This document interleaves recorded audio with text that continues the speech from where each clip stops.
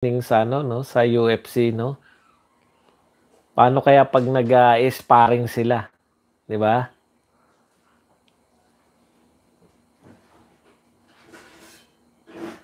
Matagal yung ano, shoutout muna tayo kay Beth Manginoo, Melbourne, Australia, mula kay Alfredo Manginoo. Malamang ito girlfriend niya to.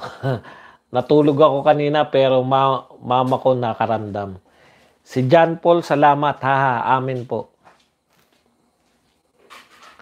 Pray for ABS-CBN.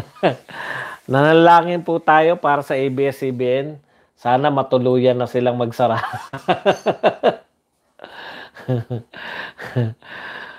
Panay utos si Mrs. Yan sinasabi ko sa inyo, dapat pumapalag kayo sa mga misis nyo. Pag sinabi, dapat kasi kayo may huling say.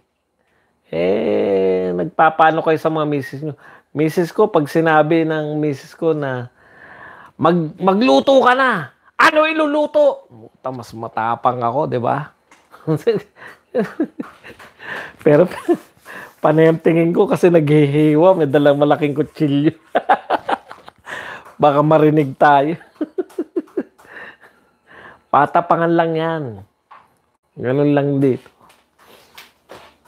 Hindi kayo Ito si Jojo Pastores nagpapasinda ka sa misis mo.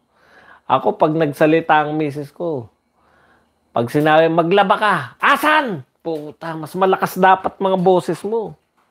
Hindi yung magsaing ka na, ilan yung sasaing? Dapat ganun. Shoutout muna tayo kay Ray Rapsing. Yan. Naano ka sa mga utos ng misis mo, Jojo Pastores Dapat nagpapakitang gilas ka, di ba? Hindi po pwede mga tayo pa. Dapat mas malakas ang boses natin, mas may say tayo. Hindi tayo, ito na si Dominic Cruz. Kala mo, gumaganong-ganong pa, wala namang fans Sana matauhan ABS-CBN. Pag free channel, dapat libre. Hindi sumisingil ng pay-per-view. Nangangatwiran nga Canadian ba yung asawa mo? Patay tayo yan. Yari tayo yan. Okay na, maganda naman na pangasawa mo. Imported Ha? Sumasagot na misis ko. Tahimik na tayo. Wala bang saing sa Canada?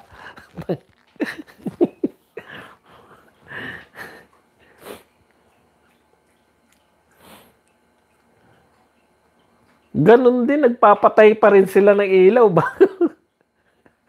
Di ba pinapatay la ilaw para maghihiyawan yung mga tao? Yung pinagpatayan pa rin ng ilaw to si si Cejudo. Tingnan natin mga kapatid. Eto na. The Ultimate Fighting Championship. Tindi ng bling-bling to. Kinakalog na yung utak.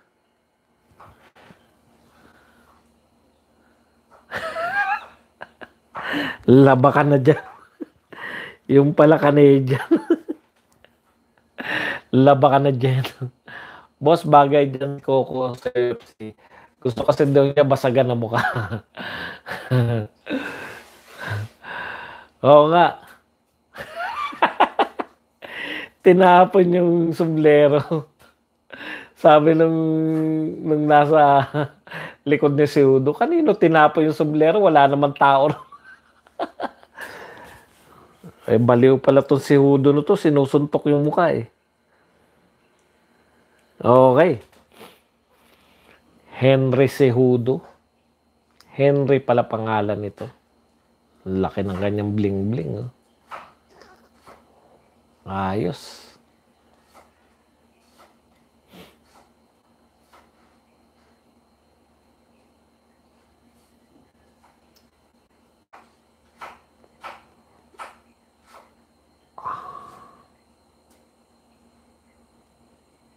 Eto na. Co-main event na po to. Pagkatapos po nito, main event na natin, Tony Ferguson versus Gaethje. Hindi ko alam kung anong pangalan ni Gaethje. Mamaya malalaman din natin yan. Okay.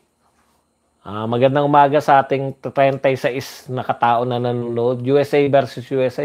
Cross ako dyan. Yan. Boss, pakibati naman po dito sa Malabon, Barangay Panghulo. At sa Charisma Village, fiesta po ngayon dito sa amin. Happy Fiesta! Kala Fernando Caballes. Happy Fiesta sa inyo dyan. Boss Bad, laban daw kayo ni Coco Baseman. Basagan ng mukha.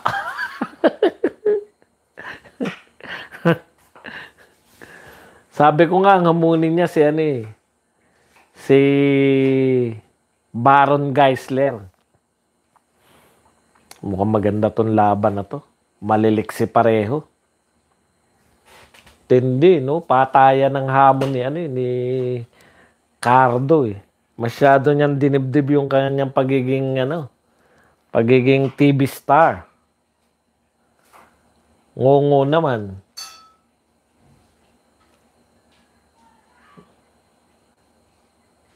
Ay, sinusuntok yung ulo. Paano ka mananalo dyan? Age 35, 33, 5'8", 5'4". Ang laki pala ni Dominic Cruz dito. So, champion to si Henry Cejudo.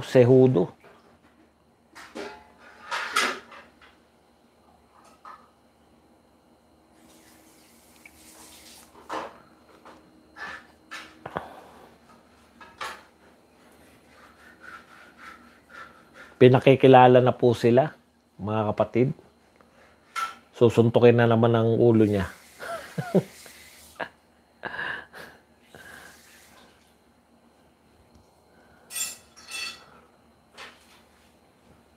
At may magandang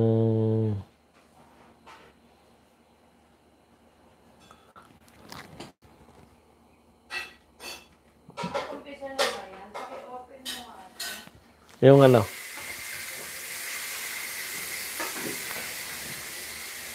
Teka lang inutusan tayo eh. Saglit lang. Baka hindi ako makapagtempe dito eh. Sundin na natin Baka kasi isa pang utos nito magagalit na ako eh. Kaya sundin na muna natin. Alam mo, dito sa bahay na to, ako nasusunod eh. Sundin muna natin Inutusan tayo. Bubuksan mo lang yan.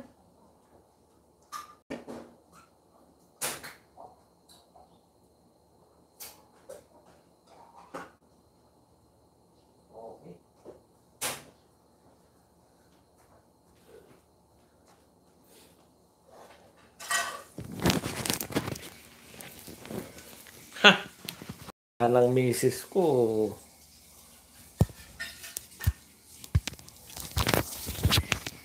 Ayoko na maraming sinasabi, di ba?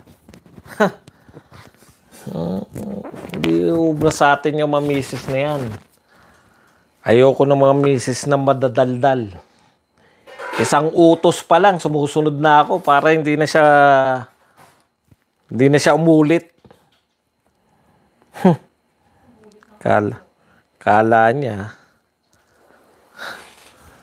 Kala niya makakaulit pa siya ng utos Okay, round 1 na tayo. Eto na mga kapatid. Mas matangkad tong si Cejudo, 5'8" versus 5'4". 4 na inches. Kung sa basketball yan, hindi na sasagasaan lang ng sasagasaan niya ni Cruz. Pero hindi naman basketball to. Eto na po. Kitang-kita pa yung mga dugo nung nakaraang paglalaban, no? Masigla pareho tong dalawa na to. Isang 5'4", napakaliit. At 5'8", medyo malaki-laki na ng konti yan. Malikot po sila pareho. Tignan natin kung magsusuntukan na ba to. O sakteo lang sila pareho. Yun. Nagtangkaron na sumipa si Cejudo. Pero nailaga ni Cruz. At pareho silang tumatalon-talon.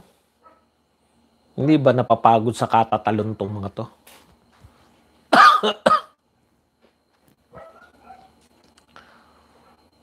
Nainitan ako. Ha! Bigyan mo nga ako ng tubig, please.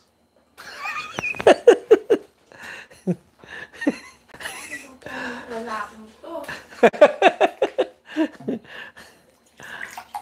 Yan sinasabi, tuturuan ko kayo ha. Kailangan lagi kayong pagalit pag nag-uutos kayo sa misis nyo.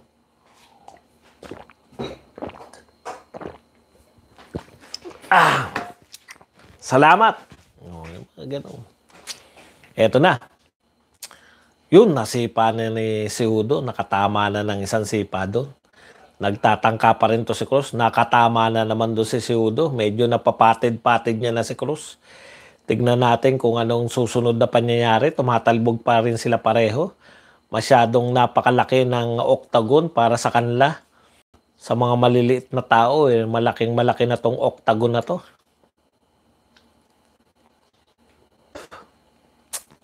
Dapat pala dito lumalaban si Floyd Mayweather eh. Wala na makakatama sa kanya rito. O yun, na out of balance si Cejudo sa kanyang pagsipa.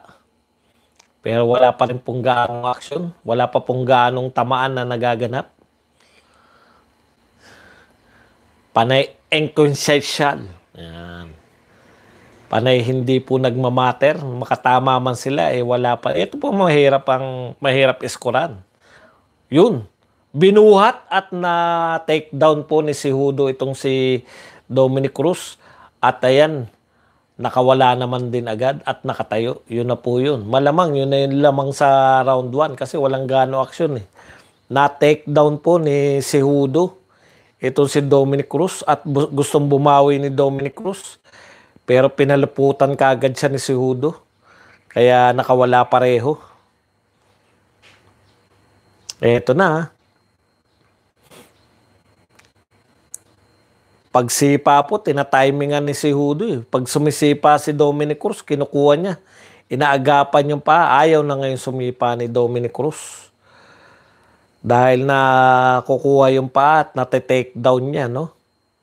Katulad nung nangyari kanina, may nalalabi pa po tayong 1 minuto at 45 segundo. Nakatama naman doon si Cruz ng isang kaliwang kamay. Yun, nakasungkit uli doon si Cruz sa katawan naman. Sabay lumayo. Mahirap din pala itong masyadong malilikot. Naiwasan doon ng sipa si Cejudo. Yun, tumama doon sa kaliwang pisngi, sa may kaliwang sentido. Itong si Cejudo. Hindi pala, kanang sentido pala tinamaan niya. Umiikot pa to si Cejudo. Hindi naman tumama ang kanyang sipa na yun. Malikot pa rin po sila. May lalabin lang tayo 1 minuto para sa round na to. Tignan natin kung magkaka-scorean pa to. Ayan, nakatama na naman si Cejudo ron sa mga hita. Kung gaano sila kabilis, ganun din kabilis magsiiwas. Kaya medyo may kalikutan tong dalawang batang to. Tumama dun yung pa-hoop na nasuntok na yun ni Cruz. Ayun, napatig niya. Pero nakaiwas na naman si Cejudo.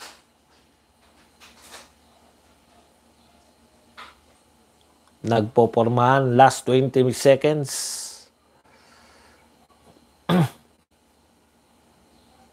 Mabilis na naiwasan yung ni Cejudo yung pagtatangkang siya ay hawakan ito ni Cruz. At magtatapos na po ang ating round number 1. Sa malilikot po nilang mga pangangatawan, sobrang bilis at sila po'y nagtitigan. Pagkatapos ng round, nag-asaran po sila. Parehong nakangiti. Hindi naman nagkapikunan. At tumira naman na alkohol. Mukhang lalagyan na alkohol yung tubig nila eh. Nagbibigay na instruction. Wala pong humihiyaw dito sa mga fans. Dahil sa kadahilanan po na wala nga po talaga, no? Wala pong mga fans na pinapasok. Ayun po, pinapakita po yung mga sipa ni Cejudo sa mga hita nito ni Cruz. Medyo hiningal si Cruz sa katatalon-talon niya. Tignan natin kung itong second round ay... Siyempre panalo po doon dahil naka-takedown itong si Cejudo. Kaya malamang sa kanya binigay yung round number 1. Tignan natin tong round number 2. Kung magbabago ba ang timpla.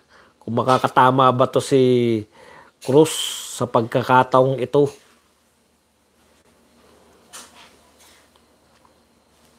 Yun, no? Magandang patama doon ni Cruz. Pero masyadong malikot. Malikot sila pareho. Parang ang daming enerhiya na sasayang sa mga talon-talunan. Ano kaya kung idaan nila sa suntukan yan? Yun, tinamaan doon sa pasok na na binti itong si Cejudo. Medyo yun, tinamaan na, hindi pala. Si Cruz pala yung tinamaan na naman sa tagiliran. Cruz, nasipa na yun ni Cejudo. Nakatama naman siya rin sa hita. Nako-corner ngayon. Hindi pala, wala palang corner to. Na papapunta ni Cejudo sa gilid ng chicken wire. Itong si Cruz. Umiikot-ikot sa Cruz. Napakalikot nito ni Cruz. Sayang ang enerhiya. Tumama na naman doon sa binti naman. Si Cejudo. Yun, nagkasuntukan din sa wakas. Yun, tumama. Mas magaling magpatama itong Cejudo. Mas marami tumama to si Cejudo. Ewan lang natin kung nakapagpatama to si Cruz, kung anong style nito. Mas maganda na ngayon yung estilo ni Cejudo. Mas kumpiyansa na, kumbaga. Si Cruz medyo nag-alanganin eh. Nakaramdam siguro ng lakas ng mga suntok at sipa nito ni Cejudo, kaya medyo nag-aalanganin to si Cruz. Tignan natin. Yun. Sumipa doon ng overhead. Over talaga sa head. Hindi tumama eh. Tumama doon si Cejudo sa pagmumukha nito ni Cruz. Muntik na yung na yun. Muntik na yung tuhod na yun, tumama. Yun. Haribas lang pala ang suntok nito ni Cruz. Walang direksyon. Parang panalangin na sana tumama. Nakadalawa na naman doon si Cejudo. Suntok naman ang tumama kay Cruz. Mahirapan na magpatama to si Cruz. Medyo may takot na siya eh. Takot natin sa hindi natin malaman kung saan siya natatakot. Tumama na naman yung sipa na yun ni Cejudo. Doon pa rin ang punteriya lagi. Binti. Hindi pala binti. Hita. Yung panloob na hita ang tinatamaan dito kay Cruz ni Cejudo. Ayun, tumama na naman yun. Para siguro, kaya pinupuntiri yun, para hindi na makatalo.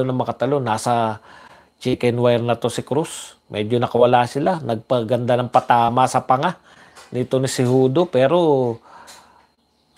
naiilaga niya lahat ng patama ni Cruz. Hindi na alam ni Cruz kung anong kanyang gagawin. Kundi umatras na umatras.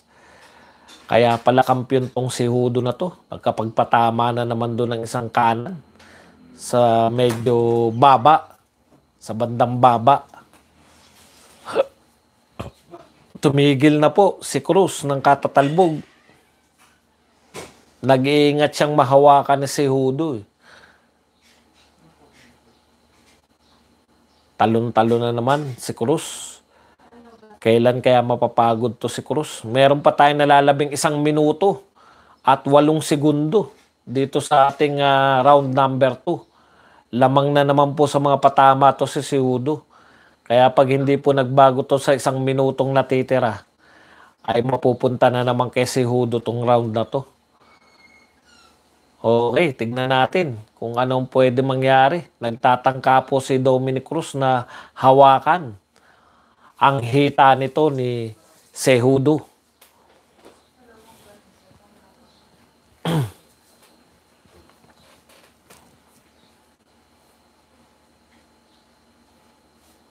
Mas malikot po ang katawan nito. Time out. Hindi natin alam kung bakit. Ano ba nangyari? Bakit nag-time out?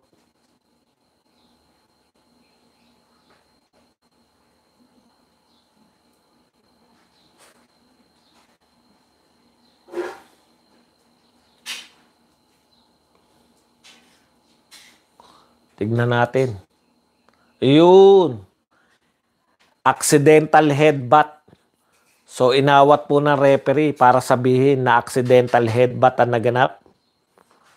Ayan, sinasabi na po ng referee na accidental headbutt ang naganap sa pagitan ng si Hudo at ni Cruz. Okay pa raw, sabi ng doktor. Kung accidental headbutt yan ay pag hindi po nakapagpatuloy si Hudo dahil dyan sa tama na yan. Sa boxing, ewan natin sa UFC kung ganin din, ay dadaanin nila sa scorecard. Yun. Ang ganda ng patama sa tuhod. Pinanay-panay na po si Cruz. Hindi na po nakakasalubong po ng pagmumukha ni Cruz ang tuhod ni si Hudo. At bumagsak po. Ang sabi naman, bigla nagtagalog si Cruz. Wala. Rep, wala. Wala daw siyang tama. Pero huli na ang lahat. Para sa pag-angal. Ha? Yung isa. Hindi, headbutt yun eh. Kaya inawat na referee dahil na headbutt. Ayun. Matapos po yung headbutt, umaangal po si Cruz. Ang sinasabi ni Cruz, nagpapahinga lang ako. Wala naman akong ganong tama. Bumagsak lang ako. Sariwang-sariwa pa ako, rep eh. Pero huli na ang lahat. Inawat na ng referee. At nagpapaliwanag siya sa kanyang corner. At sa media. Ayun, sinasabi niya sa media na, tignan natin kung talagang wala. Ito po yung tuhod. Bumagsak po siya sa initial na yun. Nagrogi. Sabay umabol. Tinamaan na naman sa 2, 3, 4, 5, 6, 7, 8, 9, 10, 11. Tama lang po ang ginawa ng referee. 11 na hindi mo, dapat man lang kung kumukover ka, hindi eh. Nagpapatama ka lang na walang depensa eh. So kung yung 11 na yun, hindi pa 1, 2, 3, 4, 5, 6, 7, 8, 9, 10, 8, 9, 10, 11, 12, 13, 13 po pala. 13 tama na hindi ka man lang sumasalag, dapat nga talagang awatin na ng referee. No? So mula nung tinamaan sa tuhod, na timingan yung muka, bumagsak siya sa tuhod, tapos nakapagpatama ng 12. Inawat na ng referee. Kasi dapat dun, sinasalag mo, sinasabi niya hindi raw siya nasasaktan. Dapat may salagman lang. Tinitignan na referee, tama ka rep. Huwag kang mag-alala sa angal. Okay yung ginawa mo. Protection yun di ba? Kung hindi mo man lang magawang magtakip ng pagmumuka, dapat na talagang awatin na referee. Masyado lang mabilis sumuntok. Inabot kagad ng 12 na suntok. Ayaw humawak nito ni ano. Hanggang ngayon, umaangal. Ayaw humawak nito ni Cruz. Tingnan natin kung babatiin niya si Hudo. Talagang ano pala to si Hudo.